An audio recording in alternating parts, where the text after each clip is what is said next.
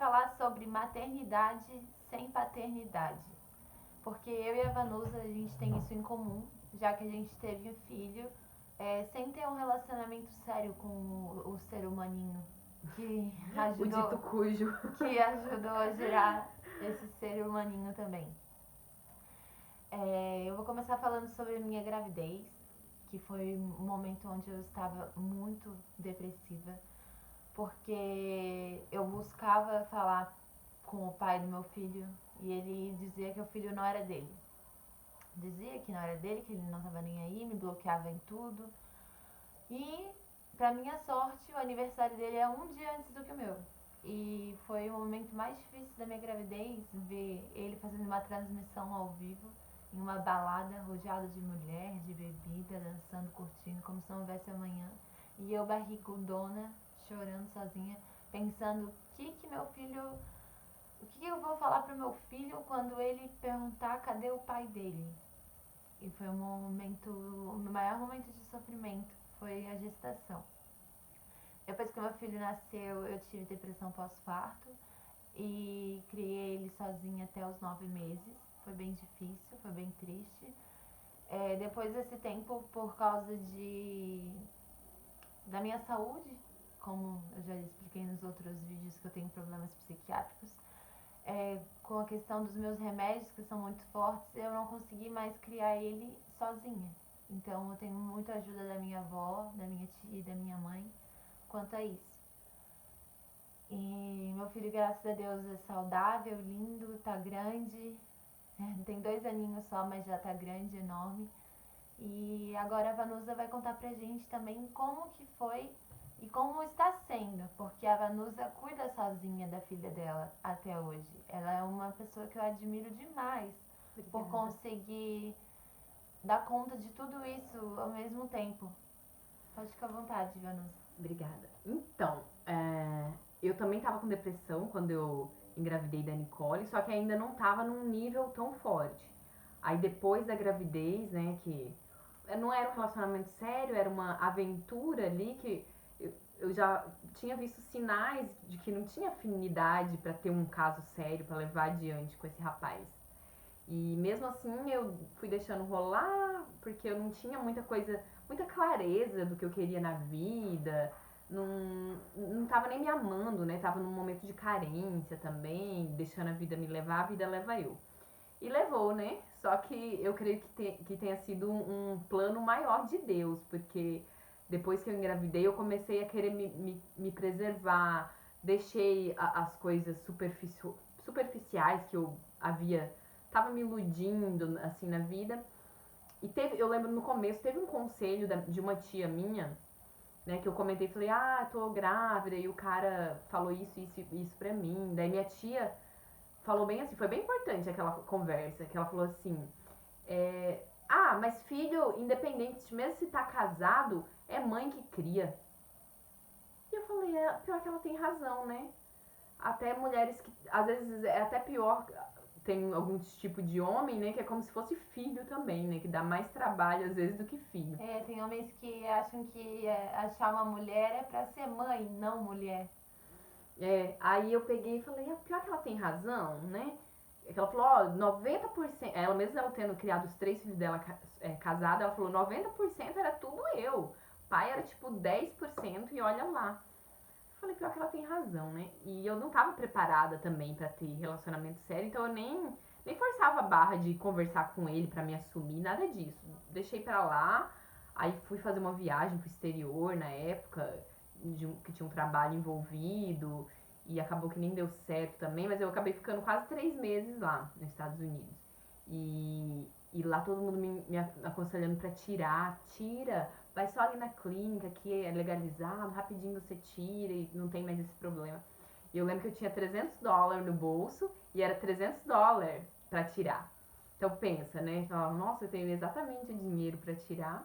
Mas eu lembro que no penúltimo dia antes de vir embora, eu peguei esse dinheiro e fui numa loja que era promoção, comprei uma mala, mais uma mala grande e enchi de roupa de bebê com $300 e trouxe um monte de roupinha. Falei, não, é minha. Se Deus tá confiando a mim, é minha. E decidi não tirar. Só que aí quando eu voltei pra minha cidade, Curitiba, eu ficava pensando ainda em tirar. Só que aí, por sorte, tinha uma. Aí eu pedia conselho de amigas que eu admirava, que era mãe solteira, e uma delas falou bem assim: Ah, se eu estivesse no seu lugar, eu tirava. Né? Nossa. Aquilo caiu meu mundo, porque ela eu achei que ia me dar força pra continuar. Só que aí, outra amiga que, né, às vezes acontece essas coisas pra dar uma equilibrada, né? Uma outra amiga me deu o maior conselho, me assistiu o filme junto comigo, me encorajando, assim, de mãe solteira e tal. E acabou que eu até cheguei a pesquisar o tal do remédio pra tirar e vi preço e tudo. Nas semanas que eu tava, eu tinha que tomar 8 comprimidos. Aí eu peguei e desisti. E graças a Deus, né, que Deus tava ali cuidando da minha mente, né? Apesar que vinha aqueles pensamentos ruins, mas Deus também mandava o Espírito Santo dele Porque não assoprar. foi uma coisa planejada, né? Foi uma coisa que surpresa. É, aí pensa, né? A cabeça da gente fica a mil.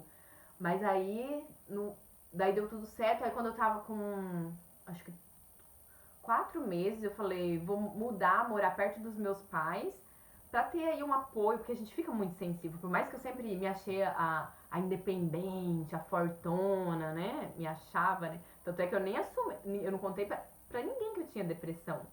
Minha mãe não sabia, minhas amigas tinham algumas íntimas que agora que eu superei, que eu contei que eu tinha. Que eu não queria mostrar para as pessoas que eu era frágil. Eu tinha vergonha da minha fragilidade. Hoje em dia eu já assumi minhas fraquezas e não tem problema nenhum com isso. Mas antes eu tinha, né? Então aí eu peguei. Mas assim, alguma coisa me levou a morar perto deles, que era essa carência emocional ali que eu tava, né? Perto dos meus pais. Só que aí meu pai era muito bruto. Aí teve um dia que ele brigou um monte, falou, que não sei o que, jogando na minha cara, né? A situação ali de ser mãe solteira e tal, né? E aí eu fiquei bem mal, pensei em suicídio. Devo ter pensado umas 3 vezes, assim, durante o final da gestação, porque eu também, quando eu tava com 8 meses de gestação, eu mandei mensagem pro pai dela e falei, eu ainda não fiz o enxoval completo, se você quiser ajudar. Daí ele pegou e falou assim, olha, de grana eu não tenho não, mas eu posso mandar umas roupas usadas da minha sobrinha. Nossa, que horror. Aí eu engoli o orgulho e falei, tudo bem, se é isso que você pode, eu aceito, o endereço tá aqui. Ainda me humilhei e falei, vamos ver, né? Óbvio que era só pra eu me humilhar. Ele não tava realmente, acho que nessa situação difícil, porque ele não enviou nada. O pai do Caio também nunca ajudou com pensão, nunca ajudou com nada. Veio ver ele agora esse ano, antes dessa pandemia, pela primeira vez.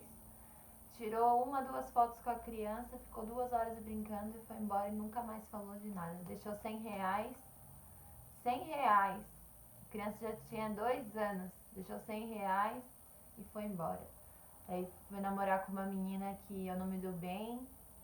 Eu não sei se ela incentiva ele a procurar o filho, ajudar o filho, ou se é o contrário. Mas o pai do Caio também é muito ausente na vida dele. Na verdade, ele não tem pai, digamos assim.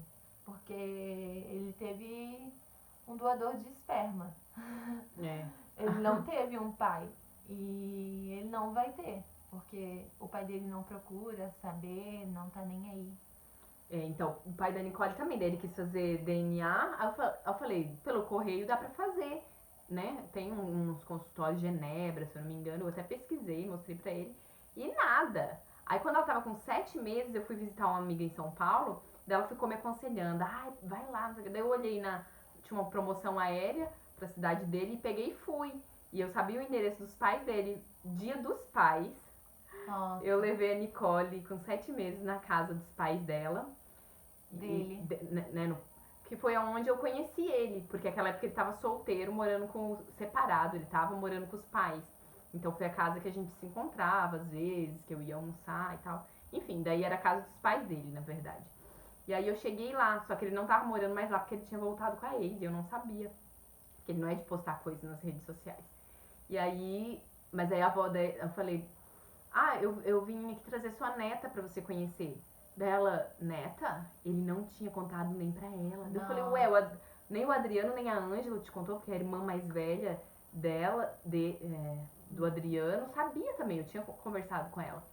E não contou. É porque eu tenho problema no coração, às vezes eles evitam de me contar as coisas e tal. Mas aí me chamou pra entrar, conheceu a Nicole, mandou mensagem pro Adriano, que eu acho que morava perto. E ele chegou lá, daí me chamou pra conversar e tal, aí quis fazer, né? Porque aí viu que não tinha jeito, que eu viu a coragem que eu tinha, né? Falou, não tem como escapar. Aí foi, fez o DNA, viu que era dele e não fez nada. Não fez nada. E a gente burra não coloca na justiça, né? É porque eu acho que assim, vem um orgulho, né, dentro da gente de não mendigar. Se a pessoa não dá nem a atenção, nem o amor pra criança, por que a gente vai precisar do dinheiro dela, né? Que é tão vazio. Então eu penso assim, dinheiro a gente consegue, é igual em todos os bolsos, né, dinheiro. Eu penso assim, Mas é um direito da criança, né? mas não tá faltando nada pra Nicole, aí eu Então, penso. é isso que eu penso também. E Tipo ele assim, é um também, direito, mas a gente não leva isso à frente, porque... mas eu reconheço também o lado dele, porque ele é cheio de problemas, a mãe dele falou que ele deve pra ela, e eu sabia já de coisas que ele devia pros outros e tal. Então eu sei que a vida financeira dele tava né? Então se eu fosse levar ele pra justiça, a pensão ia dar o quê? Sei lá, 15% de um salário mínimo que ele deve ter. 200 pila. E, tipo assim, pra mim não ia fazer diferença nenhuma. Então, e uma briga, um estresse, pagar advogado, porque vai que não consegue gratuito. Então, eu não quis entrar nesse enrosco, porque eu acho que o mais importante, a coisa mais diferenciada que ele poderia dar pra ela, Era o amor, né? era um afeto, ligar, conversar, porque às vezes ela chama, né? Chamava, papai, papai. Aí, graças a Nossa, isso dá Deus, uma dor. Eu também já passei por isso. Caio chamava papai. E depois que ele conheceu o pai dele, ele começou a chamar mais ainda papai. Porque ele viu que ele tinha um pai. viu que tava bem, saudável, né? Mas já se sentiu abandonado de novo. A dor do abandono já não pergunta é desde mais. pequenininho, porque eles sentem tudo com mais intensidade, né, as crianças. Conta pra gente, Vanusa, como que tá sendo agora a tua vida? Depois da depressão que já passou, como é que tá sendo, como que funciona assim a tua rotina de mãe solteira? Como que é que tu faz pra pagar as contas, pra ir no mercado, pra conseguir dar atenção pra neném? Como é que tu faz? Então, quando eu tava com depressão, eu sentia muita raiva de Tucujo. Só que essa raiva me destruía, não destruía ele. Porque, na verdade, eu nem sei como que tá a vida dele, né? E a raiva eu sei que destruía a mim, ficar assim, alimentando raiva dele. Aí um dia eu tava até tomando banho, eu já tava indo na igreja, eu tava no processo de cura da depressão. Um dia eu tava tomando banho e eu comecei a agradecer, assim, naturalmente, assim, falar, ai, por mais que ele tenha sido um cafajeste, né? Tipo, não tenha assumido, sido homem de verdade, assumir as responsabilidades dele, pelo menos ele me deu um esperma saudável, que nasceu essa criança linda, inteligente. Linda. E comecei, na verdade, a agradecer, sabe? E aí, e perdoar também, porque assim, poderia ter sido muito pior. Imagina se fosse um cara agressivo, que, tipo, sei lá, roubasse a Nicole. Poderia ter sido N situações muito piores, né? Então, na verdade, eu comecei a agradecer, porque pelo menos a gente tá bem, Deus tem cuidado da gente, ela tá com saúde, tá linda, se desenvolvendo, não tem nenhuma doença, né? Aí, as coisas daí, eu fui curada da depressão e tal e tal. Aí, esse ano, no início do ano, eu lembro que eu comecei a pensar sobre esse assunto. Ah, não, eu corri atrás dele de novo, pedindo pelo menos afeto, pelo menos pra ele ligar, porque ela tava chamando muito papai, né? Então não tem como você pelo menos ligar, conversar com ela, elogiar, chamar ela de linda, sei lá, né? Só que daí eu entendi, aí ele nem respondia. Aí eu entendi que amor não se cobra também. Amor é uma coisa que a pessoa dá naturalmente. E se ele não tá conseguindo dar afeto pra uma filha linda, que ele sabe que é linda, que eu mandei vídeos, mandei foto, e ele conheceu ela com 7 meses, né? Como que a pessoa não consegue dar amor? Nem se não fosse linda e maravilhosa como ela é fruto sabe? É uma parte dele no mundo, Mas né? esse é o cenário de várias mulheres hoje em dia. O abandono na gravidez milhares de mulheres passam por isso. A gente tem só 4 minutinhos de vídeo. Daí tá. se tu quiser falar como Bem que é a tua resumido, né? rotina, sendo mãe solteira pra gente saber. Então, aí, só pra fechar, eu decidi falar pra ela que ele tá dodói. Porque uma pessoa que não assume o amor por um filho, pra mim tá dodói da cabeça, né? Tá com doença, aí tipo, tá precisando de uma cura emocional, né? Porque se ele não consegue dar amor é porque ele também tá precisando de amor. Então eu falei, ó, seu papai tá dodói, comecei a falar pra ela assim. Todas as vezes que ela perguntava, eu falava, papai tá dodói, por isso que ele não liga ainda. E se um dia ele se curar, eu decidi que eu não vou falar mal dele pra ela, vou deixar ela conhecer e ela tirar a visão que ela precisa dele, porque eu penso assim, tudo que eu passei com ele é aprendizado meu.